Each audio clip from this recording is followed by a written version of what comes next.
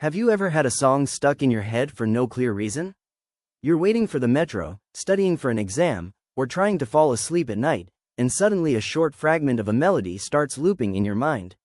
You didn't press play on anything, you're not wearing headphones, the room is quiet, yet it feels like there's an invisible playlist running inside your brain. This experience is called involuntary musical imagery in the scientific literature, and in everyday language it's often referred to as an earworm, a musical experience that plays in your mind without you intentionally starting it. At first glance it might seem trivial or even a bit annoying, but earworms are actually much more interesting than they look. They're not just a random, irritating head song.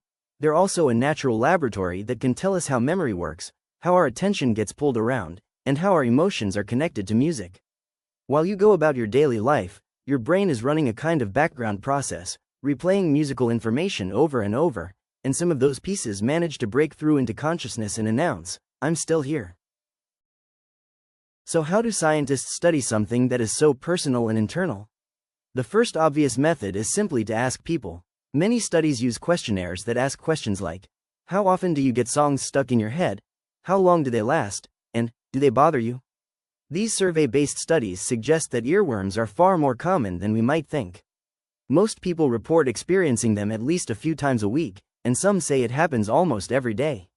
But there is a problem here. Human memory is imperfect. When you try to recall all your earworms at the end of the day, you might forget some, exaggerate others, or answer based on your general impression. I feel like it happens all the time, rather than on precise recollections. That's why another approach is used: experience sampling. In this method, participants receive prompts on their phones at random times during the day and are asked what they're thinking about in that exact moment, and whether any music is playing in their mind.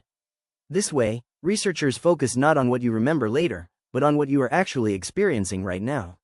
Studies using experience sampling usually find that earworms are less frequent than people claim in retrospective surveys. In other words, someone who says, "I had songs stuck in my head all day," may, when measured moment by moment, only experience these episodes during relatively short periods. This reminds us that when we describe our mental life in hindsight, we tend to under or overestimate many things.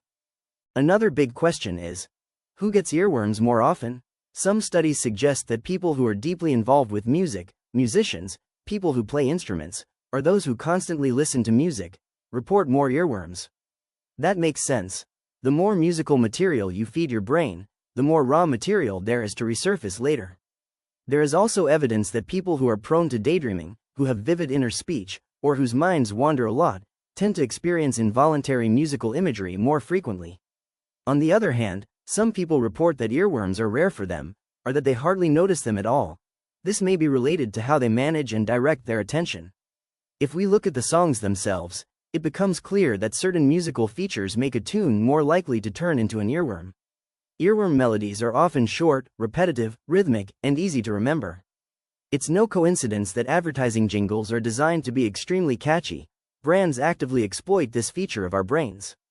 In pop music, it is usually the chorus that becomes the earworm, because it is melodically simple and repeated many times throughout the song. Once your mind has learned that pattern, it can keep playing it internally even when there is no external sound.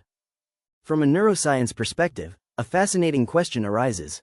How is this inner music represented in the brain? Brain imaging research shows that when people listen to actual music, certain auditory areas, especially the auditory cortex in the temporal lobes, become active. Interestingly, when people simply imagine a melody, silently, playing it in their head, some of these same areas light up again. The brain does not use completely separate circuitry for imagined and real music. The difference is more about intensity and detail than about location. For earworms, researchers suspect that parts of the auditory system are likewise activated, but the trigger comes from internal networks rather than from the outside world. However, there is still a major methodological challenge. Earworms are extremely difficult to measure directly and objectively. We currently do not have a brain imaging technique that allows us to look at a scan and say with certainty, right now this person has this specific song stuck in their head. For that reason, most research still relies heavily on self-reports. Participants describe what they are experiencing, and those descriptions become the data. Some newer studies are exploring indirect measures, such as subtle muscle activity in the vocal apparatus or tiny motor movements, in an attempt to capture the physical traces of inner music. These methods are promising, but they are still in development. There are also important debates about research methods themselves. Different research teams have used different questionnaires, instructions, and scales to measure earworms. In one study, the questions might be very detailed and lengthy. In another, they might be brief and general. These seemingly small differences can produce surprisingly large differences in results. Asking, "Did you have a song stuck in your head today?" is not the same as asking someone to keep a detailed diary of which songs appeared, when, and for how long. Because of this, some findings in the literature appear to contradict each other, but often the real reason is that the studies did not measure the same thing in the same way. The emotional side of earworms is also important. For some people, having a song stuck in their head is fun and even motivating. A favorite tune looping in the background can boost mood and energy.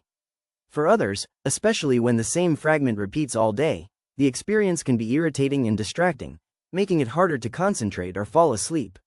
In individuals with conditions such as anxiety or obsessive-compulsive disorder, repetitive inner experiences similar to earworms can be more frequent and intense, which raises interesting questions about where to draw the line between normal cognitive phenomena and symptoms of a mental health problem.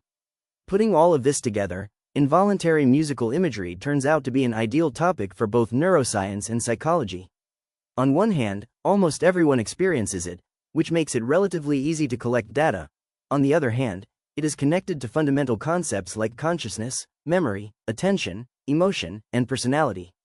As future research expands to more diverse cultural groups, develops more standardized measurement tools, and improves brain and muscle-based methods, we are likely to gain a much clearer picture of the neural mechanisms behind earworms.